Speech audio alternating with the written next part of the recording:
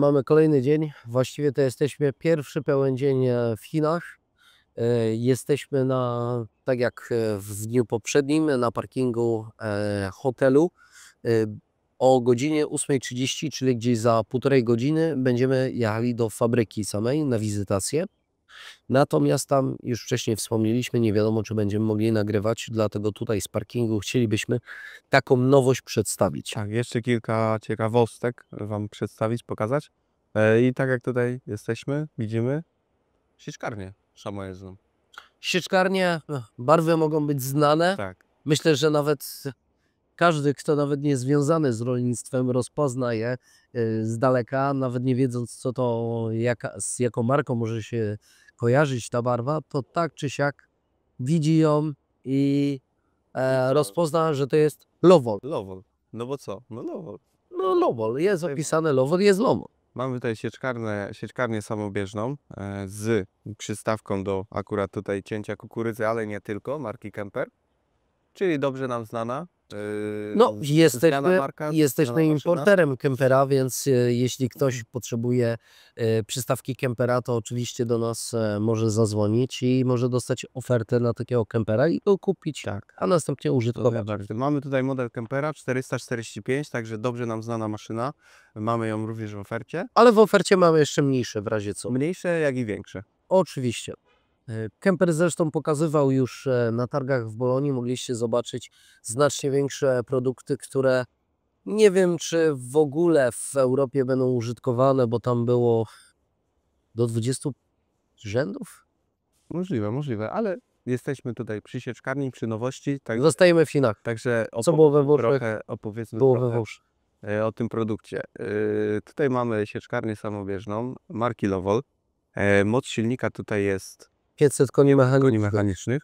Oczywiście sieczkarnia wiadomo do czego służy, do cięcia różnego rodzaju materiałów, czyli przede wszystkim u nas kukurydza na kiszonkę, jakieś zielonki, jak i wiele innych rzeczy, ale przede wszystkim u nas w Polsce używamy takich sieczkarni do kukurydzy i zbioru zielonek. Poza tymi oczywiście zielonkami to są zapisane również inne zastosowania. Nie będziemy ich wymieniać, bo to w ogóle nie dotyczy rynku polskiego. Tam jest wspomniane o jakiejś bawełnie, ale to nas nie dotyczy. To nas nie dotyczy. Tak jak wspominaliśmy, silnik o mocy 500 koni, marki Weichai oczywiście.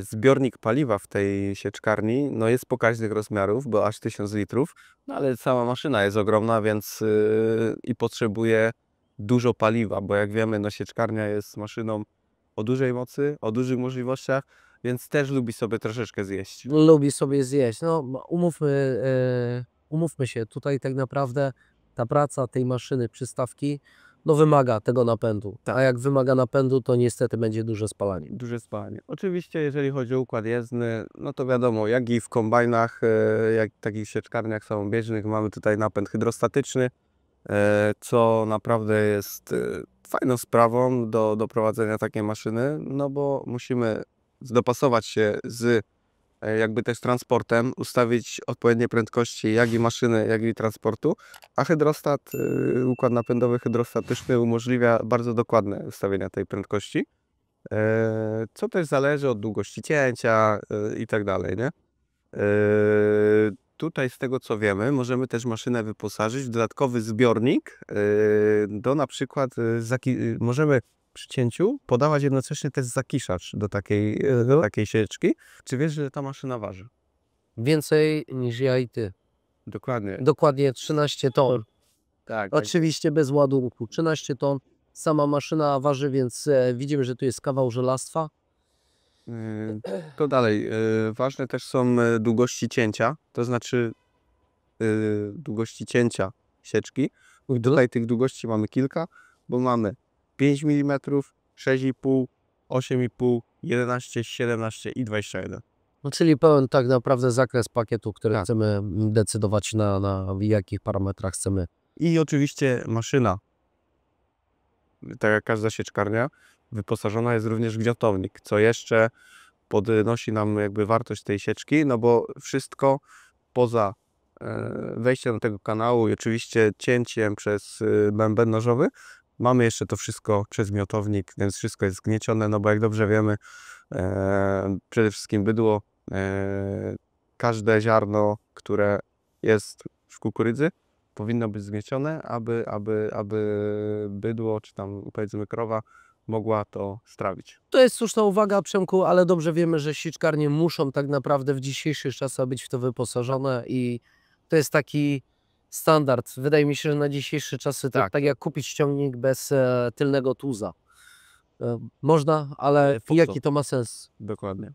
Przemo, Tak. co tam w tej kabinie widzisz? Opowiedz nam. A no wiadomo, kabina to jakby najważniejsze miejsce w sieczkarni, no bo oczywiście operator musi mieć komfortowe warunki do obsługi. Cieplutko, wygodnie. Widzę, że nawet 2 osoby, nie tylko operator się zmieści. Tak, jak najbardziej 2 osoby. Co tutaj mamy? Przede wszystkim fotel Gramera, z tego co widzę nawet pneumatyczny, więc ten komfort jest na pewno tutaj na pewno Utrzymany. wysoki. Oczywiście kabina obszerna, klimatyzowana, no i widzę fajny tutaj podłokietnik, ten cały jakby centrum zarządzania tą maszyną, oczywiście z terminalem, który na pewno pokazuje tutaj właściwości maszyny podczas pracy.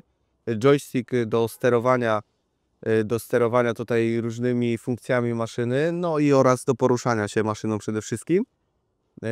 No i co tutaj więcej? Mamy tutaj różne opcje sterowania, różne przełączniki, oczywiście skrzynia biegów, też widzę tam dźwignię skrzyni biegów, mamy 3 biegi bodajże.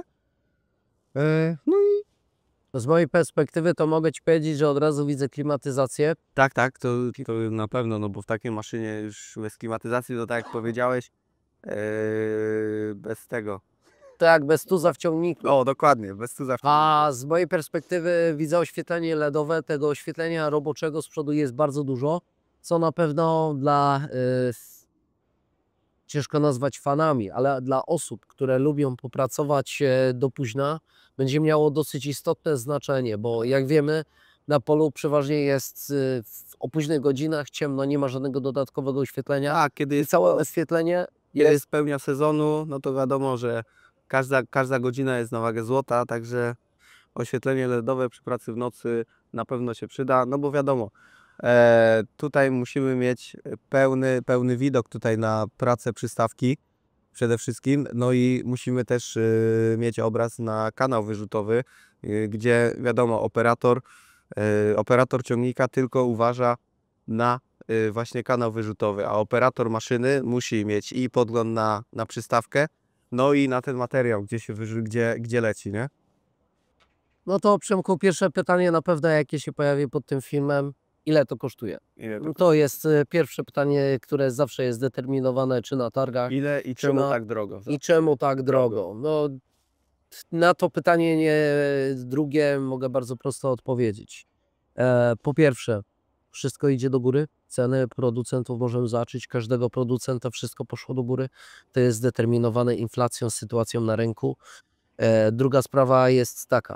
Za jakość trzeba Tak, płacić. trzeba płacić.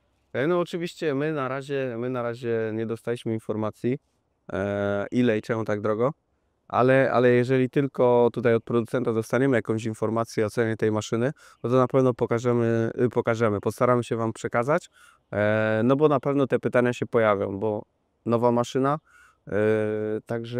także obserwujcie, my idziemy oglądać dalej i do zobaczenia w kolejnym filmie. Na razie.